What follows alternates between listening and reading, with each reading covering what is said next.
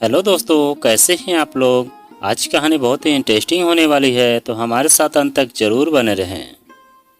अगर उस एरिया में सच्ची दोस्ती की बात आती तो सबके मुंह पर एक ही नाम होता था, आस्था और कोमल की दोस्ती। आस्था और कोमल दोनों बचपन की बहुत अच्छी सहेलियां थीं। शायद ही किसी ने उन्हें लड़ते झगड़ते देखा होगा। दोनों के पिता बैंक में अच्छे पदों पर थे, इसलिए उनका उठना बैठना भी साथ ही होता था। इनकी दोस्ती इसलिए भी चर्चित थी क्योंकि इनके रूप और स्वभाव दोनों विपरीत थे, लेकिन इन दोनों में खूब जमती थी। आस्था जहाँ सुंदर और लंबी थी, वहीं कोमल लंबाई में छोटी और सांवली, लेकिन चेहरे की बनावट ऐसी कि एक बार नजर पड़े तो आदमी देखता ही रह जाए। आस्था अपने माँ बाप की इकलौती बेटी थी, तो स्वाभाविक था कि उसकी हर जिद मानी जाती थी। वहीं कोमल 3 भाई बहनों में सबसे बड़ी और जिम्मेदार थी। और हो भी क्यों नहीं, भाई बहनों में सबसे बड़ा होना इंसान को स्वतः ही जिम्मेदार बना देता है। दोनों बचपन की सहेलियां अब ब्याह की उम्र तक आ पहुंची थी। कहा तो यह भी जाने लगा कि क्यों न इन दोनों की शादी एक ही घर में कर दी जाए। आस्था का तो अपना जीवन साथी चुनने की आज़ादी थी, और कोमल का सपना माता पिता की पसंद को अपनाना था। समय ऐसे ही बीत रहा था। एक दिन कोमल के पिता दिलीप ने कहा कि कोमल को देखने लड़के वाले आएंगे। घर की तैयारियां की गई, पर समस्या यह थी कि जो भी लड़का कोमल को देखने आता, वो उसके सांवले रंग की वजह से उसे नापसंद करके चला जाता था। अंकल, आज मैं कोमल को तैयार भी करूंगी और उसके साथ भी रहूंगी। देखती हूँ कैसे कोई मेरी सहेली को ना बोलकर जाता है, आस्था ने दिलीप जी से कहा, और कोमल को लेकर अंदर चली गई। शाम को रेलवे में नौकरी करने वाला आनंद अपने माता पिता के साथ कोमल को देखने आया। उसका कद लंबा, गोरा और सुंदर शरीर का व्यक्तित्व सब पर अपना जादू कर रहा था। आस्था के माता पिता को भी बुलाया गया था। जब कोमल को लेकर आस्था बाहर आई तो आनंद की नजरें उन दोनों को ही देख रही थी।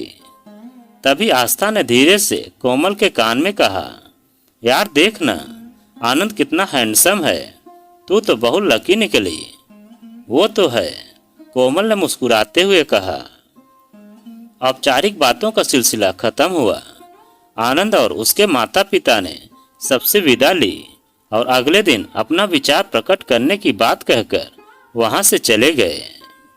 लेकिन उनके व्यवहार से लग रहा था कि उन्हें कोमल पसंद है, इसलिए दिलीप जी ने राहत की सांस ली।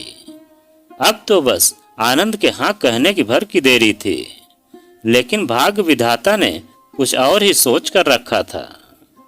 उसी दिन रात को जब कोमल अपने पिता के साथ बाजार से लौट रही थी, तो दिलीप जी के घर के पास ही मेडिकल शॉप से कुछ दवाइयां खरीद रहे थे, और कोमल स्कूटर पर उनका इंतजार कर रही थी। तभी तेज रफ्तार में आती एक कार कोमल को टक्कर मारते हुए वहां से निकल गई। सभी लोग दौड़ पड़े। दिलीप जी ने तो थोड़ी दूर तक कार का पीछा भी किया। जल्दी से कोमल को नजदीकी अस्पताल में ले जाया गया। दुर्भाग्यवश स्कूटर कोमल के दाएं पैर पर गिरने की वजह से उसका पैर बुरी तरह जख्मी हो गया था। अगले दिन दिलीप जी का जब कोमल के पास बैठे थे तो वह उदास दिख रहे थे। वो कोमल को बताते भी तो कैसे। कोमल के बारे में पता चलते ही लड़के वालों ने शादी के लिए मना कर दिया था। कोमल के पैर में गहरी चोट लगने के कारण वो थोड़ा लंगड़ा के चलने लगी, और इस वजह से आनंद ने शादी के लिए मना कर दिया।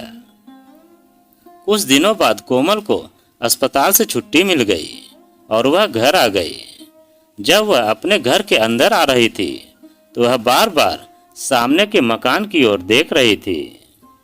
उधर क्या देख रही है बेटा, कोमल की मां ने पूछा। मां, अंकल आंटी और आस्था कहीं गए हैं क्या? वो मुझसे मिलने नहीं आई, कोमल ने हैरान होते हुए पूछा। पता नहीं, जिस दिन से तेरे साथ वो हादसा हुआ उसी दिन से वो लोग बिना बताए ही यहाँ से कहीं चले गए। माँ ने कोमल को बताया। आपने पापा से नहीं पूछा? पूछा था। उन्होंने बताया कि आस्था के पापा का ट्रांसफ़र कहीं और हो गया है। ऐसे कैसे? आस्था मुझसे बिना मिले, बिना कुछ बताए कैसे जा सकती है? कोमल खुद से बातें करते हुए अपनी बैसाखी के सहारे चलती हुई कमरे में चली गई। कोमल को आनंद का शादी के लिए इनकार करना जितनी तकलीफ नहीं दे रहा था, उससे ज़्यादा दुख उसे इस बात से था कि आस्था ने बिना कुछ कहे उससे नाता तोड़ लिया। समय पंख लगाकर उड़ता जा रहा था। दोनों सहेलियां एक दूसरे के जीवन में चल रही बातों से बिल्कुल अनजान थी। ऐसे ही 5 साल बीत गए थे। आस्था की शादी हो चुकी थी और उसका 4 साल का एक बेटा भी था जिसका नाम हर्ष था। आस्था अपने पति और बेटे के साथ नैनीताल घूमने का कार्यक्रम बनाती है और जब वो वहां पहुंचती है तो वहां की खूबसूरती में खो जाती है।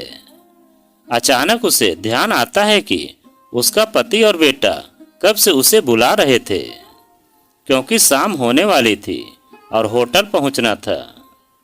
आस्था को सब कुछ वेस्ट ही लग रहा था, जैसा कि शुरू से उसका स्वभाव था। इसलिए उसके पति ने नैनीताल के सबसे अच्छे होटल का पता कर लिया था और अब वो वहां पहुंच गए थे। आस्था और उसका पति रिसेप्शन पर पहुंचकर रूम का पता लगाने लगे और हर्ष वहीं हाल में खेलने लगा। होटल में रूम खाली नहीं होने के कारण उन दोनों को दूसरे होटल जाना पड़ेगा। यह सुनकर आस्था नाराज हो गई, क्योंकि उसे इसी होटल में रहना था। आस्था अपने पति पर बिफर पड़ी कि उसने पहले ही इस होटल में रूम क्यों नहीं बुक करवाया। आस्था अपना गुस्सा अपने पति और रिसेप्शनिस्ट पर उतारने लगी। आस्था का पति रिसेप्शनिस्ट से विनती करने लगा कि किसी भी तरह उन लोगों को एक कमरा दिया जाए, चाहे मुझे कुछ देर इंतजार ही क्यों न करना पड़े।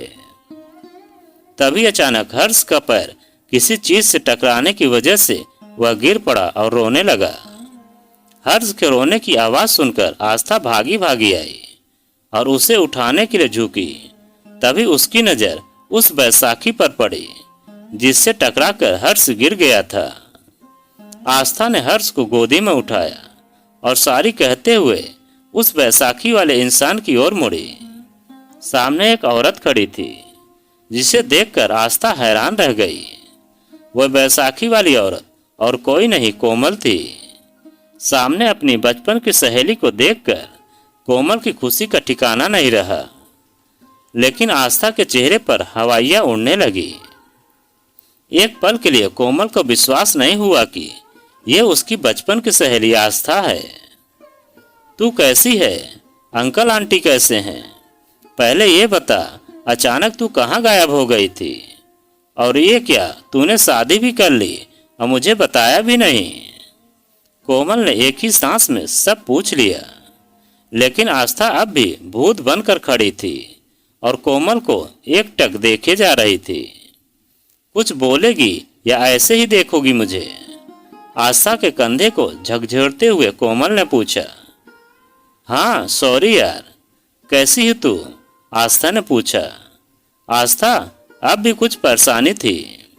वो कोमल के पैर में लगी चोट की वजह पूछना चाहती थी, लेकिन कुछ तो था जो उसके दिल में दबा था। सॉरी वारी छोड़, अपने पति और बेटे से नहीं मिलवाएगी क्या? कोमल बैसाखी संभालते हुए पूछ बैठी। हाँ, यह मेरा बेटा हर्ष है, आस्था ने कहा। तभी आस्था का पति वहां आया और कहने लगा, आस्था चलो हम किसी दूसरे होटल में रूम देखते हैं, हमें यहाँ रूम नहीं मिलने वाला। जानी पहचानी आवाज को सुनकर कोमल ने उसकी ओर देखा तो आनंद को वहां देखकर वह चौंक उठी। अब तक कोमल को दूसरा सरप्राइज मिल चुका था। वो कभी आस्था को देखती तो कभी आनंद को। वो समझ नहीं पा रही थी क्या कहे, लेकिन मन ही मन उसे आस्था के अचानक गायब होने का कारण समझ में आने लगा था। तुम यहाँ कैसे? चुप्पी तोड़ते हुए आस्था ने कोमल से पूछा। इससे पहले कि कोमल कुछ कहती, उसे पीछे से एक आवाज ने टोटा, सॉरी कोमल, मैंने तुम्हें इंतजार करवाया, चलो चलते हैं, इनसे मिलो, ये नीलेश हैं, मेरे पति और इस होटल के मालिक। कोमल ने उस आदमी का परिचय आस्था और आनंद से करवाया। आस्था और आनंद उस गोरे लंबे और सुगठित शरीर वाले नीलेश को देखते ही रह गए। नीलेश के व्यक्तित्व में एक गजब की शक्ति थी। आस्था कभी नीलेश को देखती तो कभी आनंद को, और न जाने क्यों वह मन ही मन अपराध बोध से भर उठी थी। एक दूसरे से परिचय का दौर खत्म हुआ तो कोमल उन सब को अपने घर ले जाने लगी। पहले तो आस्था और आनंद ने बहुत मना किया, लेकिन कोमल कहाँ मानने वाली थी। आखिर उसकी बचपन की सहेली इतने वर्षों बाद जो मिली थी। आस्था जब कोमल के घर गई तो उसे यकीन नहीं हो रहा था कि ऐसा आलीशान घर कोमल का हो सकता है। घर में नौकर चाकर की कमी नहीं थी। घर के हर एक कोने को कोमल ने खुद सजाया था। बेडरूम में कोमल और नीलेश की बड़ी सी तस्वीर को आस्था बहुत गौर से देख रही थी। अगर मेरे साथ वह हादसा नहीं हुआ होता तो नीलेश जैसा जीवन साथी मुझे कभी नहीं मिलता। आस्था के कंधे पर हाथ रखते हुए कोमल ने कहा, तुझे पता है, मेरे पैर में चोट लगने के कारण जब मैं अस्पताल में थी तो मेरे बगल वाली बेड पर नीलेश की माताजी थी। हम दोनों घंटों बातें किया करते थे। फिर कुछ दिनों बाद मुझे छुट्टी मिल गई तो मैं घर आ गई। यहाँ आकर पता चला कि अंकल का ट्रांसफर हो गया है और तुम लोग चले गए और कुछ बताया भी नहीं। मैं तुझे बहुत मिस करती थी। तभी एक दिन नीलेश और उनकी माँ हमारे घर आई और नीलेश के लिए मेरा हाथ मांगा। मैंने नीलेश को अपने पैर के बारे में बताया तो वो हंसने लगे और कहा कि उन्हें और उनकी माँ को मेरे रूप से नहीं, मेरे व्यवहार से प्रभावित किया है। और फिर हमारी शादी हो गई। नीलेश के कई होटल हैं अलग अलग शहरों में।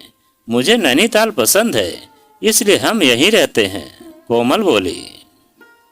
तभी अचानक कोमल की नज़र आस्था पर पड़ी, जिसके आंखों में आंसू भर आया था। मुझे माफ कर दो कोमल, मैंने तुम्हारे साथ बहुत बुरा किया। मैं तुम्हारी गुनहगार हूँ। तुम्हें अगर पता चलेगा कि मैंने तुम्हारे साथ क्या किया है तो तुम मुझसे नफरत करेगी। आज तेरी पैर की ये हालत मेरी वजह से है। आनंद ने तुम्हें शादी के लिए ना बोला और फिर हम दोनों ने दूसरे शहर में आकर शादी कर ली। मैंने तुम्हारे भरोसे और विश्वास को तोड़ा है। मैंने तुम्हारे साथ विश्वासघात किया है। इतना कहते ही आस्था ने दोनों हाथों से अपने चेहरे को ढक लिया और फूट फूट कर रोने लगी। तू यही कहना चाहती है न कि मेरा एक्सीडेंट जिस कार ने किया वो तू चला रही थी? कोमल ने कहा। आस्था यह सुनकर सन्न रह गई। उसने नजरें उठाई तो देखा कोमल मुस्कुरा रही थी। तू जानती थी कि यह मैंने किया है? आस्था ने आश्चर्यचकित होते हुए पूछा। हाँ, पापा ने तुम्हें तभी कार में देख लिया था जब वो तुम्हारे पीछे भागे थे। मैं समझ गई थी कि तेरे दिल में कुछ तो चल रहा था जो तुझे यह सब करने पर मजबूर कर रहा था। और रही बात आनंद की तो तू अगर पहले बता देती कि तुम्हें वो पसंद है तो मैं खुद तेरे रास्ते से हट जाती, कोमल ने कहा। मुझे माफ कर दो कोमल, मैंने तुम्हारे साथ बहुत गलत किया। मैं अपने किए पर शर्मिंदा हूँ, आस्था ने हाथ जोड़ते हुए कहा। अब बस भी कर, मैंने तो तुझे कब का माफ कर दिया। वैसे भी जो होता है अच्छे के लिए होता है। अगर मेरे साथ वो हादसा नहीं हुआ होता तो मुझे नीलेश जैसा अच्छा जीवन साथी कभी नहीं मिलता। कोमल ने आस्था के हाथ अपने हाथों में लेते हुए कहा। तभी नीलेश कमरे में आता है और कहता है, ये क्या कोमल, बातों से ही सहेली का पेट भरोगी या कुछ खिलाओगी भी? नीलेश की बात सुनकर दोनों सहेलियां हंस पड़ती हैं और एक दूसरे को गले लगा लेती हैं। और आस्था मन ही मन पछता रही थी कि कोमल कितनी अच्छी है, फिर भी मैंने इसके साथ इतना बुरा किया। तो दोस्तों यह कहानी आपको कैसी लगी कमेंट में लिखकर हमें ज़रूर बताएं। और आप अगर हमारे चैनल पर नए हैं तो प्लीज़ चैनल को सब्सक्राइब करें और वीडियो को एक लाइक ज़रूर करें और एक प्यारा सा कमेंट हमें ज़रूर करें।